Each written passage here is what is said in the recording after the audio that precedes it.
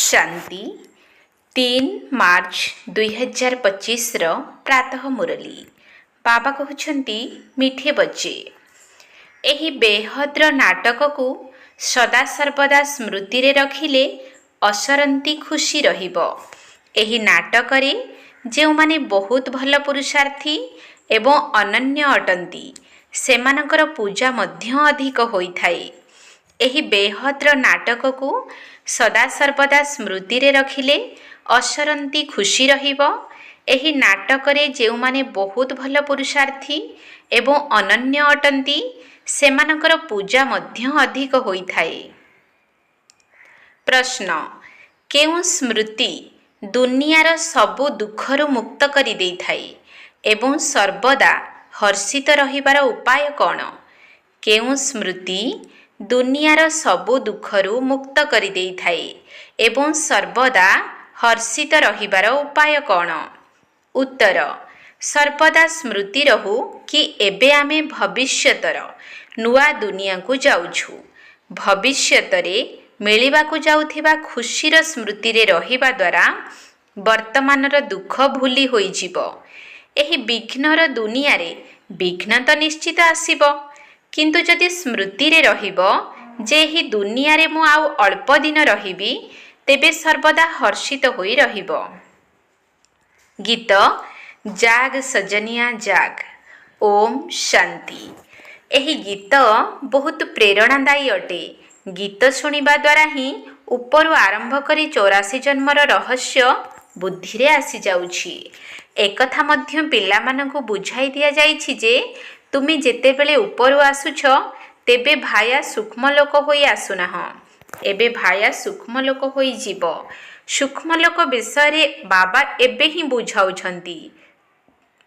सत्ययुग त्रेतारे एही ज्ञानर कथा मध्य रहिबो नाही, ना कोनोसी चित्र आदि रहिबो। भक्ति मार्गरे तो असंख्य चित्र आदि रहिछि। देवी मानकर पूजा मध्य बहुत हेउछि। दुर्गा काली सरस्वती तो जणे ही अटंती, किंतु अनेक गुड़िए नाम रखि देइछंती। जे भल पुरुषार्थ करुथिबे अनन्य होइथिबे तांकर पूजा मध्य अधिक हेबो। तुमे जानिछ आमे ही पूज्यरु पूजारी होई बाबांकर एवं निजर पूजा करुछु। एही ब्रह्मा बाबा मध्य नारायणकर पूजा करुथिले। एहा केते आश्चर्यजनक खेल अटे।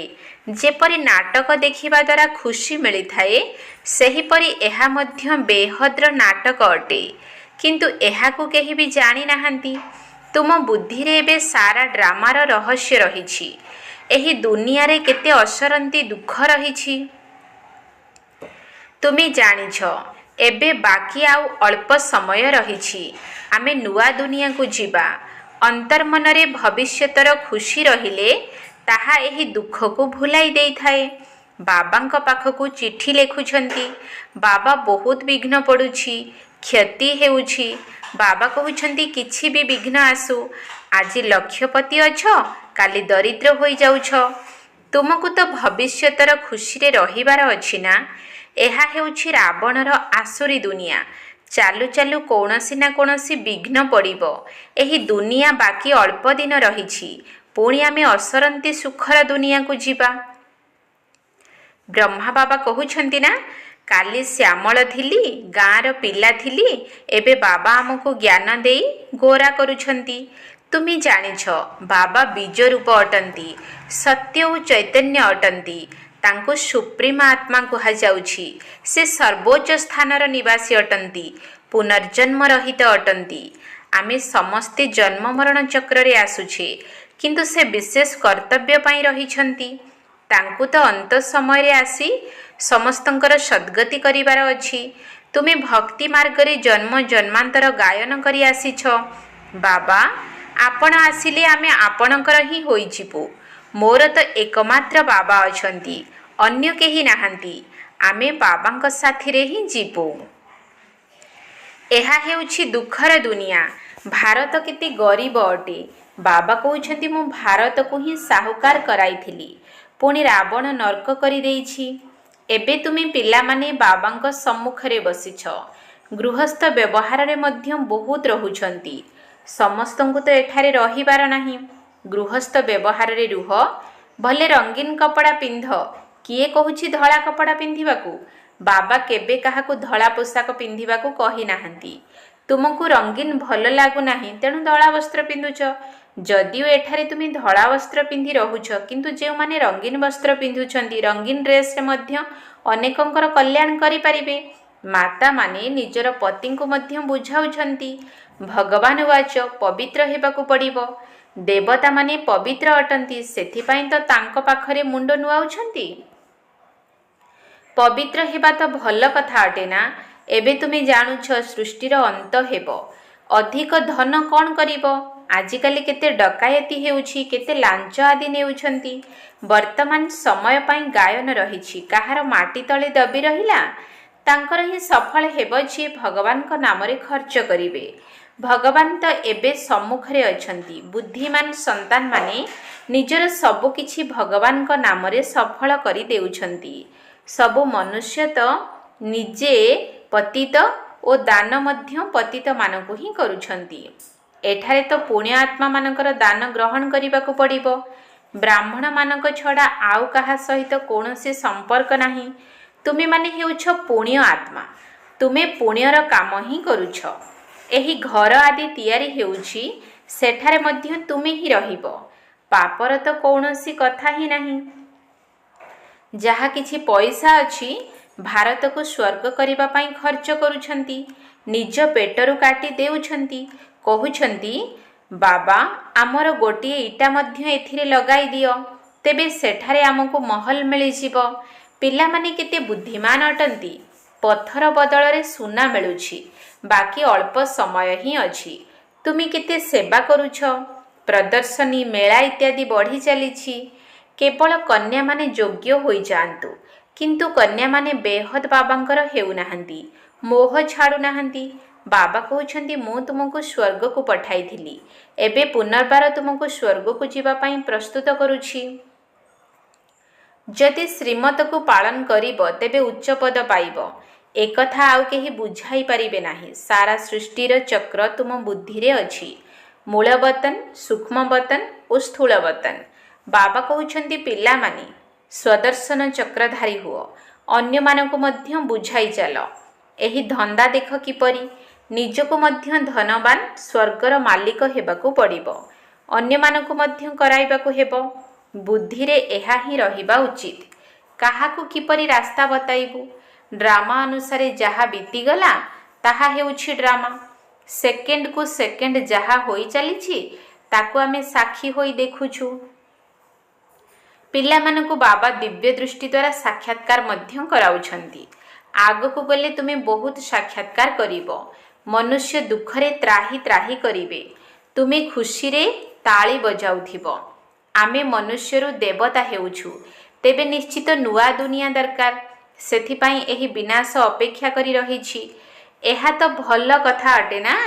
ଲୋକମାନେ ଭାବୁଛନ୍ତି ପରସ୍ପର ସହିତ ଲଢ଼େଇ ନ ହେଉ, ଶାନ୍ତି ହୋଇଯାଉ, ବାସ୍। କିନ୍ତୁ ଏହା ତ ଡ୍ରାମାରେ ନିର୍ଦ୍ଧାର୍ଯ୍ୟ ରହିଛି। ଦୁଇ ମାଙ୍କଡ଼ ଲଢ଼ିଲେ, ଲହୁଣୀ ମଝିରେ ତୃତୀୟ ଜଣଙ୍କୁ ମିଳିଗଲା। ତେଣୁ ଏବେ ବାବା କହୁଛନ୍ତି, ମୋତେ ମନେ ପକାଅ ଏବଂ ସମସ୍ତଙ୍କୁ ରାସ୍ତା ବତାଅ। ତୁମର ରହିବା ଏବଂ ଖାଇବା ମଧ୍ୟ ସାଧାରଣ ହେବା ଉଚିତ। କେବେ କେବେ ପିଲାମାନଙ୍କୁ ଭଲ ଖାଇବା ପିଇବାକୁ ଦେଇ ଖୁସି ମଧ୍ୟ କରାଯାଏ। ଯେଉଁ ଭଣ୍ଡାରରୁ ଖାଉଛନ୍ତି, କହୁଛନ୍ତି, ବାବା ଏସବୁ ଆପଣଙ୍କର ଅଟେ। ବାବା କହୁଛନ୍ତି, ଟ୍ରଷ୍ଟି ହୋଇ ଗୃହସ୍ଥିକୁ ସମ୍ଭାଳି ଚାଲ। ପିଲାମାନେ କହୁଛନ୍ତି, ବାବା ସବୁକିଛି ଆପଣଙ୍କର ଦାନ ଅଟେ। ଭକ୍ତି ମାର୍ଗରେ କେବଳ କଥାକୁ ମାତ୍ର କହୁଥିଲେ, ଏବେ ମୁଁ ତୁମକୁ କହୁଛି, ଟ୍ରଷ୍ଟି ହୁଅ। ଏବେ ମୁଁ ସମ୍ମୁଖରେ ଅଛି। ମୁଁ ମଧ୍ୟ ଟ୍ରଷ୍ଟି ହୋଇ ପୁଣି ତୁମକୁ ଟ୍ରଷ୍ଟି କରୁଛି। ଯାହା କିଛି କରୁଛ, ବାବାଙ୍କୁ ପଚାରିକି କର। ବାବା ପ୍ରତ୍ୟେକ କଥାରେ ରାୟ ଦେବେ। ବାବା ଘର ତିଆରି କରିବୁ, ଏପରି କରିବୁ, ଏହିଭଳି ପଚାରିଲେ ବାବା କହିବେ, କରିପାର। ବାକି ପାପ ଆତ୍ମାମାନଙ୍କୁ ପଇସା ପତ୍ର ଦିଅ ନାହିଁ। କନ୍ୟା ଯଦି ଜ୍ଞାନରେ ନ ଚାଲୁଛି, ବିବାହ କରିବାକୁ ଚାହୁଁଛି, ତେବେ କ'ଣ କରିପାରିବ? ବାବା ତ ବୁଝାଉଛନ୍ତି, ତୁମେ କାହିଁକି ଅପବିତ୍ର ହେଉଛ? କିନ୍ତୁ କାହାର ଭାଗ୍ୟରେ ନଥିଲେ ପତିତ ହୋଇଯାଉଛନ୍ତି। ଅନେକ ପ୍ରକାରର ଘଟଣା ମଧ୍ୟ ହେଉଛି। ପବିତ୍ର ରହିଲେ ମଧ୍ୟ ମାୟାର ଥାପଡ଼ ଲାଗିଯାଉଛି। ପତିତ ହୋଇଯାଉଛନ୍ତି। ଅନେକ ପ୍ରକାରର କ୍ଷତି ହେଉଛି। ମାୟା ବଡ଼ ପ୍ରବଳ ଅଟେ। ସିଏ ମଧ୍ୟ କାମର ବଶୀଭୂତ ହୋଇଯାଉଛନ୍ତି। ପୁଣି କୁହାଯାଉଛି ଡ୍ରାମାରେ ଯାହା ଥିଲା, ବର୍ତ୍ତମାନ ପର୍ଯ୍ୟନ୍ତ ଯାହା କିଛି ହୋଇଛି, କଳ୍ପ ପୂର୍ବରୁ ମଧ୍ୟ ହୋଇଥିଲା। କିଛି ନୂଆ ନୁହେଁ। ଭଲ କାମ କରିବାରେ ମଧ୍ୟ ବିଘ୍ନ ପକାଉଛନ୍ତି। ଏହା ମଧ୍ୟ କିଛି ନୂଆ କଥା ନୁହେଁ। ଆମକୁ ତ ତନ ମନ ଧନ ଦ୍ୱାରା ଭାରତକୁ ନିଶ୍ଚିତ ସ୍ୱର୍ଗ କରିବାକୁ ପଡ଼ିବ। ସବୁକିଛି ବାବାଙ୍କ ଉପରେ ସ୍ୱାହା କରିବୁ। ତୁମେମାନେ ଜାଣିଛ, ଆମେ ଶ୍ରୀମତ ଅନୁସାରେ ଏହି ଭାରତର ଆତ୍ମିକ ସେବା କରୁଛୁ। ତୁମ ବୁଦ୍ଧିରେ ଅଛି ଯେ ଆମେ ନିଜର ରାଜ୍ୟ ପୁନର୍ବାର ସ୍ଥାପନ କରୁଛୁ। ବାବା କହୁଛନ୍ତି 3 ପାଦ ଭୂମି ଦେଇ ଏହି ରୁହାନୀ ଡାକ୍ତରଖାନା ସହିତ ବିଶ୍ୱବିଦ୍ୟାଳୟ ସ୍ଥାପନ କର, ଯାହାଦ୍ୱାରା ମନୁଷ୍ୟ ସର୍ବଦା ସୁସ୍ଥ ଓ ଧନଶାଳୀ ହୋଇଯିବେ। 3 ପାଦ ପୃଥିବୀ ମଧ୍ୟ କେହି ଦେଉନାହାନ୍ତି। କହୁଛନ୍ତି ବିକେମାନେ ଯାଦୁ କରିଦେବେ, ଭଉଣୀ ଭାଇ କରିଦେବେ। ତୁମ ପାଇଁ ଡ୍ରାମାରେ ବହୁତ ଭଲ ଯୁକ୍ତି ରଖାଯାଇଛି। ଭଉଣୀ ଭାଇ ହେଲେ କୁଦୃଷ୍ଟି ରହିପାରିବ ନାହିଁ। ଆଜିକାଲି ତ ଦୁନିଆ ଏତେ ବିକାରୀ ହୋଇଗଲାଣି ଯେ ସେ କଥା ନ କହିଲେ ଭଲ। ତେଣୁ ଯେପରି ବାବାଙ୍କୁ ଦୟା ଆସୁଛି, ସେହିପରି ତୁମମାନଙ୍କୁ ମଧ୍ୟ ଦୟା ଆସିବା ଦରକାର।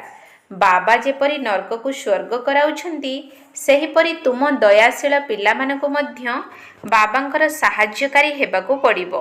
ପଇସା ଥିଲେ ଡାକ୍ତରଖାନା ସହିତ ଏହି ବିଶ୍ୱବିଦ୍ୟାଳୟ ସ୍ଥାପନ କର। ଏଥିରେ ଅଧିକ ଖର୍ଚ୍ଚର ତ କୌଣସି କଥା ହିଁ ନାହିଁ। କେବଳ ଚିତ୍ର ରଖିଦିଅ। ଯିଏ କଳ୍ପ ପୂର୍ବରୁ ଜ୍ଞାନ ନେଇଥିବେ, ତାଙ୍କର ବୁଦ୍ଧିର ତାଲା ଖୋଲିଯିବ। ସେମାନେ ଆସିବାକୁ ଲାଗିବେ। କେତେ ପିଲା ଦୂର ଦୂରରୁ ପଢ଼ିବା ପାଇଁ ଆସୁଛନ୍ତି। ବାବା ଏପରି ମଧ୍ୟ ଦେଖିଛନ୍ତି। ଗୋଟିଏ ଗୋଟିଏ ଗାଁରୁ ରାତିରୁ ଆସିଥାନ୍ତି।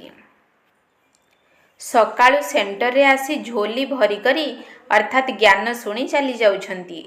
ଝୁଲାମଣି ମଧ୍ୟ ଏପରି ନ ହେଉ ଯେଉଁଥିରୁ ଜ୍ଞାନ ବହି ଚାଲିଥିବ। ସେମାନେ ପୁଣି କେଉଁ ପଦ ପାଇବେ? ତୁମ ସନ୍ତାନମାନଙ୍କୁ ତ ବହୁତ ଖୁସି ରହିବା ଦରକାର। ବେହଦ୍ର ବାବା ଆମକୁ ପଢ଼ାଉଛନ୍ତି ବେହଦ୍ର ବର୍ଷା ଦେବା ପାଇଁ। କେତେ ସହଜ ଜ୍ଞାନ! ବାବା ଜାଣିଛନ୍ତି, ଯେଉଁମାନେ ବିଲକୁଲ ପଥର ବୁଦ୍ଧି ଅଟନ୍ତି, ତାଙ୍କୁ ପାରସ ବୁଦ୍ଧି କରିବାକୁ ହେବ। ବାବାଙ୍କୁ ତ ବହୁତ ଖୁସି ରହିଥାଏ। ଇଏ ଗୁପ୍ତ ଅଟନ୍ତି ନା? ଜ୍ଞାନ ମଧ୍ୟ ଗୁପ୍ତ ଅଟେ। ମମ୍ମା ବାବା ଲକ୍ଷ୍ମୀ ନାରାୟଣ ହେଉଛନ୍ତି। ତେବେ ଆମେ କାହିଁକି କମ୍ ପଦ ପାଇବୁ? ଆମେ ମଧ୍ୟ ସେବା କରିବୁ। ତେଣୁ ଏହି ନିଶା ରହିବା ଦରକାର। ଆମେ ଯୋଗ ବଳ ଦ୍ୱାରା ନିଜର ରାଜଧାନୀ ସ୍ଥାପନ କରୁଛୁ। ଏବେ ଆମେ ସ୍ୱର୍ଗର ମାଲିକ ହେବାକୁ ଯାଉଛୁ। ସେଠାରେ ପୁଣି ଏହି ଜ୍ଞାନ ରହିବ ନାହିଁ। ଏହି ଜ୍ଞାନ ବର୍ତ୍ତମାନ ପାଇଁ ଉଦ୍ଦିଷ୍ଟ। ଆଚ୍ଛା, ମିଠା ମିଠା ଶିକିଲ ଧେ ସନ୍ତାନମାନଙ୍କ ପ୍ରତି ମାତା ପିତା ବାପ ଦାଦାଙ୍କର ମଧୁର ସ୍ନେହ ସମ୍ପନ୍ନ ଶୁଭେଚ୍ଛା ଏବଂ ସୁପ୍ରଭାତ। ଆତ୍ମିକ ପିତାଙ୍କର ଆତ୍ମିକ ସନ୍ତାନମାନଙ୍କୁ ନମସ୍ତେ। ଆତ୍ମିକ ସନ୍ତାନମାନଙ୍କର ଆତ୍ମିକ ବାପ ଦାଦାଙ୍କୁ ନମସ୍ତେ ନମସ୍ତେ ନମସ୍ତେ। ସୁପ୍ରଭାତ। ଧାରଣା ପାଇଁ ମୁଖ୍ୟ ସାର। 1 ନମ୍ବର ପଏଣ୍ଟ, ବୁଦ୍ଧିମାନ ହୋଇ ନିଜର ସବୁକିଛି ଧନିକ ନାମରେ ଅର୍ଥାତ୍ ଈଶ୍ୱରୀୟ ସେବାରେ ସଫଳ କରିବାକୁ ହେବ। ପତିତମାନଙ୍କୁ କୌଣସି ପ୍ରକାରର ଦାନ କରିବାର ନାହିଁ। କେବଳ ବ୍ରାହ୍ମଣମାନଙ୍କ ବ୍ୟତୀତ ଅନ୍ୟ କାହା ସହିତ ସମ୍ପର୍କ ରଖିବାର ନାହିଁ। ବୁଦ୍ଧିମାନ ହୋଇ ନିଜର ସବୁକିଛି ଧନିକ ନାମରେ ଅର୍ଥାତ୍ ଈଶ୍ୱରୀୟ ସେବାରେ ସଫଳ କରିବାକୁ ହେବ। ପତିତମାନଙ୍କୁ କୌଣସି ପ୍ରକାରର ଦାନ କରିବାର ନାହିଁ। କେବଳ ବ୍ରାହ୍ମଣମାନଙ୍କ ବ୍ୟତୀତ ଅନ୍ୟ କାହା ସହିତ ସମ୍ପର୍କ ରଖିବାର ନାହିଁ। 2 ନମ୍ବର ପଏଣ୍ଟ, ବୁଦ୍ଧି ରୂପକ ଝୁଲାମଣିରେ ଏପରି କୌଣସି ଛିଦ୍ର ନଥାଉ ଯାହାଦ୍ୱାରା ସବୁ ଜ୍ଞାନ ବାହାରି ଯାଉଥିବ। ବେହଦ୍ର ଅର୍ଥାତ୍ ଅବିନାଶୀ ବାବା ଆମକୁ ବେହଦ୍ର ବର୍ଷା ଅର୍ଥାତ୍ ଅବିନାଶୀ ସମ୍ପତ୍ତି ଦେବା ପାଇଁ ପାଠ ପଢ଼ାଉଛନ୍ତି। ଏହି ଗୁପ୍ତ ଖୁସିରେ ରହିବାକୁ ହେବ। ବାବାଙ୍କ ସମାନ ଦୟାଶୀଳ ହେବାକୁ ପଡ଼ିବ।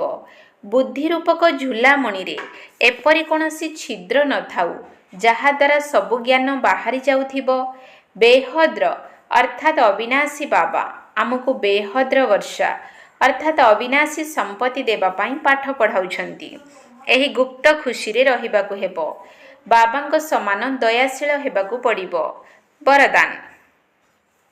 संपन्नता द्वारा संतुष्टतार अनुभव करुथिबा सदा हर्षित सदा विजयी भव। संपन्नता द्वारा संतुष्टतार अनुभव करुथिबा सदा हर्षित सदा विजयी हुओ। जीए सर्वसंपत्ति रे संपन्न से ही सदा संतुष्ट अटे।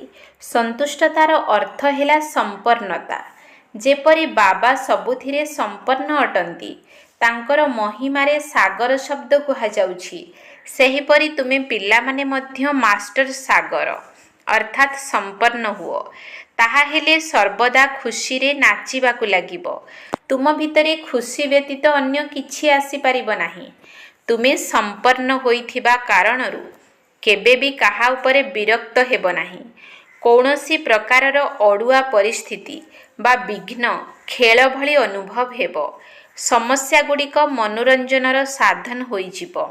निश्चय बुद्धि होइथिबा कारणरू सदा हर्षित होई रहुथिबे एवं विजयी हेउथिबे।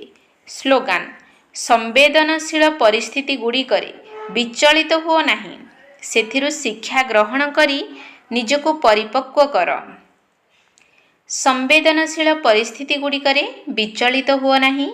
सेथिरु शिक्षा ग्रहण करी निजको परिपक्व कर। मातेश्वरींकर अनमोल महावाक्य। 1 नंबर पॉइंट परमात्मा गुरु शिक्षक एवं पितांक रूपरे भिन्न भिन्न संबंधर संपत्ति प्राप्त कराई थांती। देख परमात्मा 3 रूप धारण करी संपत्ति प्राप्त कराउछंती। सीए आमर पिता शिक्षक एवं सद्गुरु मध्य अटंती। तेबे पितांक सहित पितांकर संबंध शिक्षकंक सहित शिक्षकंकर संबंध एवं गुरुंक सहित गुरुपणियार संबंध रहिछि।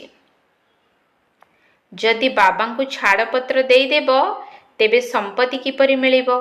जेतेबेले पास हुई शिक्षकंक ठारु सर्टिफिकेट नेब तेबे शिक्षकंकर संग मिलिबो। जदि बाबांकर आज्ञाकारी विश्वस्त होई तांकर श्रीमत अनुसारे न चलिबो तेबे भविष्यत प्रारब्ध जमा होई परिबो नाही। पुणी संपूर्ण सद्गति मध्य प्राप्त करि परिबो नाही एवं बाबांक ठारु पवित्रतार संपत्ति मध्य नेई परिबो नाही। परमात्मा प्रतिज्ञा करुछंती एवं कहउछंती जदि तुमे बहुत भल भावरे पुरुषार्थ करिबो तेबे मु तुमको 100 गुणा फायदा कराई देबी।